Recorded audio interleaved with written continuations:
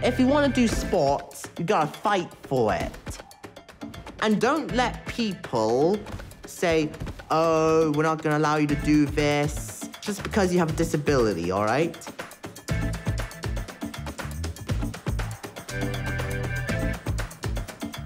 Okay, I'm in a wheelchair, but I can do most of the same things that the other children do. Why should I be treated differently? Honestly, you people who put children at the sidelines despite the fact that they want to do sports and actually pretty good at it, screw you! I don't know what's supposed to be the age rating of this thing.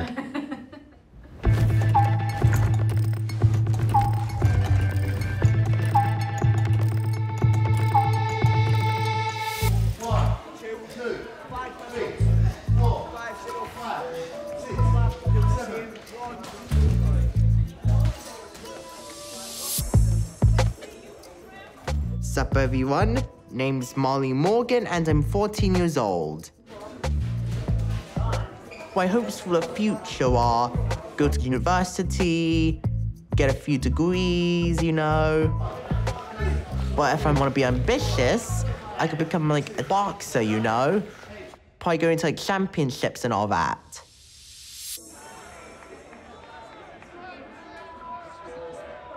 I've never really done boxing before in school. I started going to Islington Boxing Club, then quarantine happened. I started boxing with my mum. It's a little heartbeat trainer.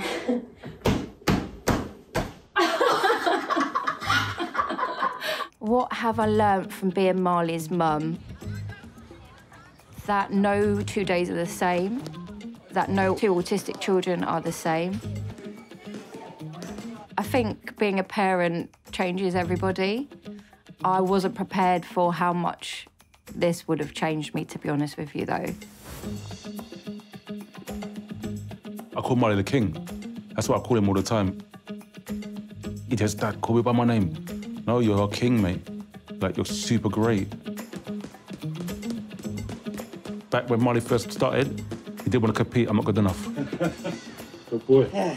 You ask Marley, does he want to compete now? He'll tell you yes. So for me, I'm super proud of him. 75% of disabled kids are not doing physical exercise within school. That's a big number. And I don't understand why more people aren't angry about it or frustrated about it, because if we said 75% of all children were not physically active in school, there would be uproar. But as soon as we put in the word disabled, everyone seems to just go, yeah, well, no problems. Massive problem.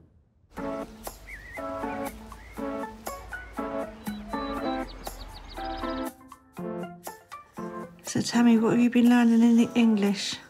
I was learning about David Attenborough.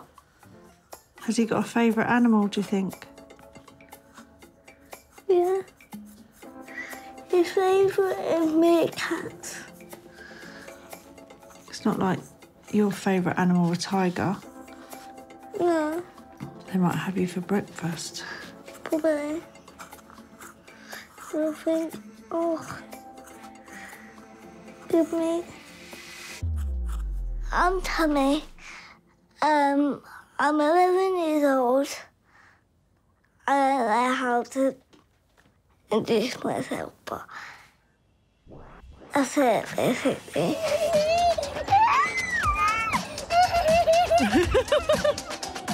We're constantly told no, Tammy can't do this, or something's not available for her. When you're told no, your child can't do it because of their needs, it shouldn't be in that way. I like being active and playing with my friends, but when I'm at school, I don't always get to be included.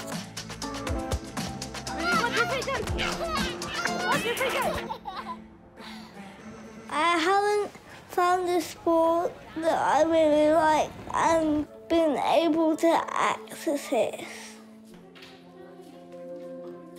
From a lot of the research that we've done, it's not uncommon for disabled children and disabled young adults in schools to be discriminated against, not supported to be physically active or to play sport, and often told to leave those spaces. Inclusive education is not just about the child going to a mainstream school.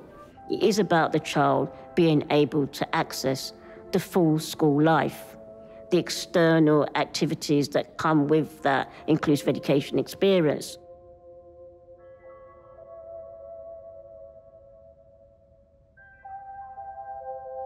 What PE have you done? None. None at all. I've not watched the kids since year 4. But you want to join in with them? Sometimes, yeah.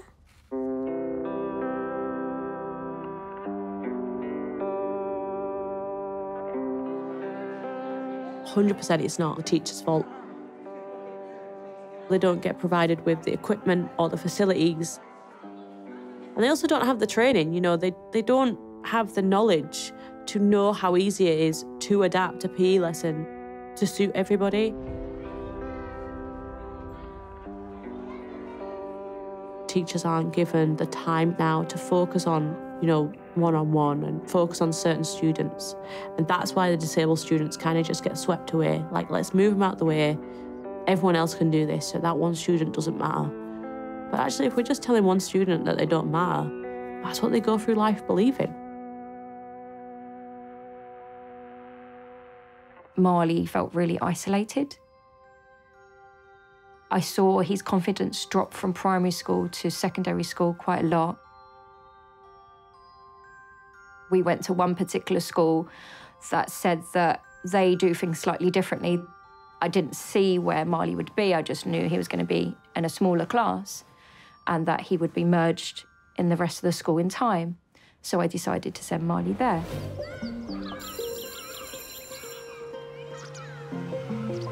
When I was at my first secondary school, I was in this little hut thing in the side. For like, I'd say 75% of my classes, I was basically secluded from the rest of the building. Other kids who was also in the hut things with me left to join the main classrooms when I didn't. Marley really struggled. Because Marley went from having meltdowns, anxiety, all that stuff, to where we can kind of go anywhere and he can kind of talk to anybody. To year 7, I saw him going back to that.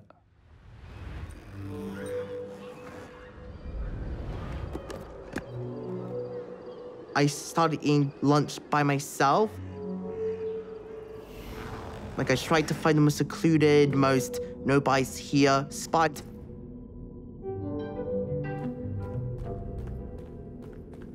It got straight to the point where I just started eating lunch by myself in the toilet.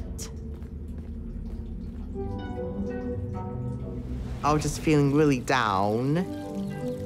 It got so bad, I legit told my mom I wanted to kill myself.